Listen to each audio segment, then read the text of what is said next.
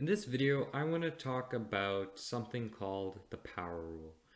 And by the end of this video, you'll learn how to find derivatives without using the difference quotient. So your days of using the difference quotient are over. You can say goodbye. You're going to find a much easier way to differentiate. So I've taken the liberty to do these examples beforehand to save some time. So I just wrote out these three functions and I wanted to illustrate a pattern to you. So let's look at f of x first. F of x equals to x squared, right? So I put it in the difference quotient, I worked it all out, and then I ended up with 2x. Let's look at g of x now. I had g of x equals to x cubed, put it in, now equals 3x squared. Okay. Then I had h of x equals x4, x to the fourth power, and I get 4x cubed. You may not be able to see it, maybe you can, but there is a pattern. There's a pattern between all of them. So if we look at x squared, it's almost like as if the 2 just got thrown on as a coefficient. It's almost like it just became like this, and then 2 minus 1 happened up here, and then it just became 2x.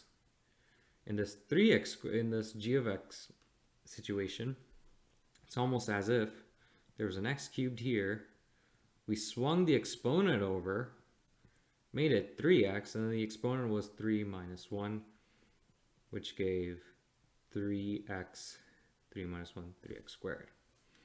Then in this h of x equal to x4, again, same thing.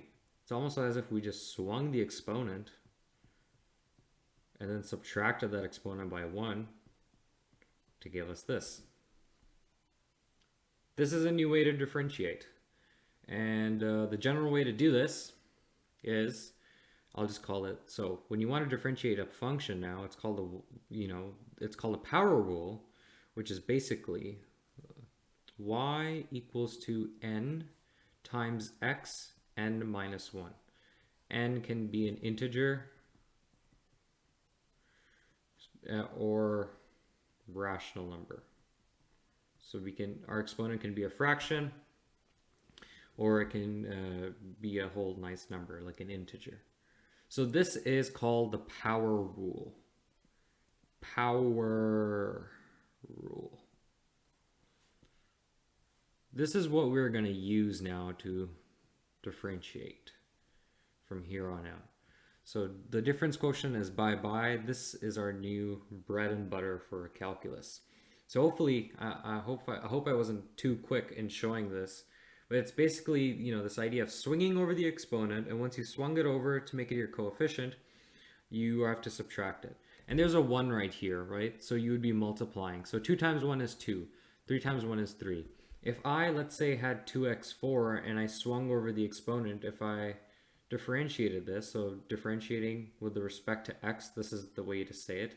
D over dx means differentiating with respect to x. If you had a function, you would write dy with respect to x. So here. So if it was y equals to 2x4, you say differentiating y, because you're differentiating the function y with respect to x, right? If I had that situation, I'm going to swing over the exponent, so 2 times 4, right? I swung over the exponent. Then I'm left with x, and then 4 minus 1. So this would be 4 times 2 is 8x3, right? That's basically what we're doing. And you can prove this to yourself using the difference quotient. So you have something to verify to make sure you're differentiating correctly. So that is the power rule. Let's go through some examples. So the first example we have is, and I'll do this in my favorite color, yellow, y equals to 4x cubed.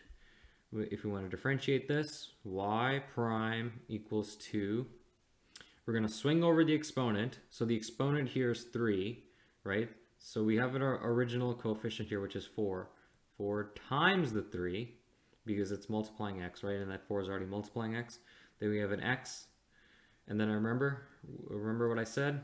It's n minus 1. So in this case, whatever that exponent is, we have a 3. So that's 3 minus 1. And when we work this out, 4 times 3 is 12. 3 minus 1 is 2, and that's our exponent, 12x squared. Let's do the next example. Y prime here. So 6x4, we're going to swing over the exponent. So we already have a coefficient here, 6, but we're going to multiply it by the 4 now. We have an x, and then 4 minus 1. Now we have another thing, 13. There's an exponent of 1 here, so 13 times 1 times the x, 1 minus 1. So, actually let me just do it like this. Now, 6 times 4 is 24. X, 4 minus 1 is 3. Plus, we have 13, right? 13 times 1 is 13. X, but we see here, we have an interesting situation here. 1 minus 1, that gives us 0, right? Now, hopefully you know that anything to the 0 power is just 1. So we get 24x cubed plus 13. When we differentiate and we don't get anything out of it, or anytime we see something with no exponent to it, we know that's just, sorry, when we see something that has no variable attached to it, we know that's a constant. So important to just know that. That's just the constant. All right, let's do this other one. Actually, you know what? Pause the video and see if you can do this one. All right. So we're not going to write it like that. Y prime is, now we're swinging over the exponent again. So this would be 4 over 2 x 4 minus 1 plus, swinging over the exponent, 3 over 3 x 3 minus 1, right? 4 divided by 2 is 2, x 4 minus 1, 3. 3 divided by 3 is 1. We don't have to write the 1, plus x squared. Not too bad, right? Pretty straightforward. Now here are some more challenging ones. I was just showing some polynomial ones. Let's get into the more messier ones. So, how are we going to differentiate a square root? Well, it's simple. We write it as if it has a power. And it does have a power, right? Y equals to x to the half power. Remember this from grade 11 math when you express, radicals accordingly into exponent form? That's what we're doing here. So y prime equals, I'm swinging over the exponent now, so I'm going to swing over this half to become the coefficient, half x, and then half minus 1. Half times x, half minus 1 is the same as half minus 2 over 2, which will give us negative half. So this is negative half. And generally you won't be done at writing it in exponent form. You're going to have to write it with the radical and everything. So x to the negative something, that means 1 over x to the whatever, right? So if it's x to the negative n, you would write 1 over xn, because a negative means it's under a value. It's the reciprocal. So you write 1 over, and since the 2 is in the denominator, we put the 2 here.